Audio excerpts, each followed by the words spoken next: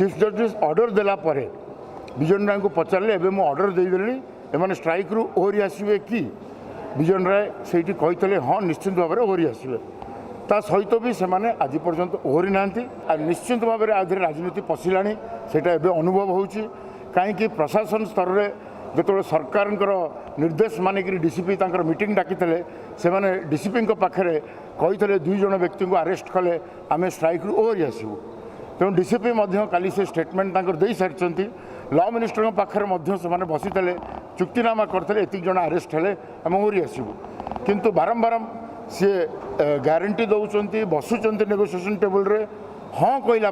परवर्ती समय स्ट्राइक रु ओहरु ना तेणु यू जहाँ लगुच निश्चित भाव में किसी राजनीतिक दल ओडिशा को अचल करने को प्रयास कर फंडिंग कर तेणु यही प्रकार जिनस हबार कथा नुह आईन व्यवस्था हूँ समस्त वंचित कर आज मोहकिल जड़े आक्यूज निजे कोर्ट को जाकरी अपील कर छड़ा जाऊना कोर्ट परिसर भितर किंतु आमे जो दिन चेष्टा करूँ से दिन किसी समय किसी बेल एप्लिकेशन हाईकोर्ट रु हो पारिथला किंतु परवर्ती समय जोर जबरदस्त हाईकोर्ट को बंद करागला एवं आमे समस्त आपण जरिया गणमाध्यम जरिया मुझे भाई मान अनुरोध करोहरी आसतु जजमेंट जहाँ हाईकोर्ट दब सुप्रीम कोर्ट हिसाब से आम मानवु राजनीति पश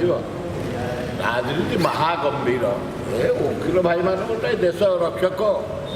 चोरों रक्षक भद्र लोकों रक्षक अन्याय अत्याचार भितर जे सब रक्षक तेणु प्रशंसनीय कम किंतु एत दिन स्ट्राइक कंटिन्यू करवा उचित नुह गरीब जनसाधारण बड़ कष्ट भोगिले तुरंत यार समाधान करने मुख्यमंत्री chief secretary law secretary law minister एवं उभय संघ पुलिस संघ और वकिल संघ समाधान कर 2 मास वकिल मैंने गोटे स्ट्राइक कर बस डाकी समाधान कर कौन है कहल 2-3 जन सीपीआई माड़ खाई 2-3 जन वकिल माड़ खाई ये माड़ कौन गोटे अन्याय वकिल प्रति कौन अन्याय नुह आ पुलिस वाला जो परदिन जो बारे कौन अन्याय नुह।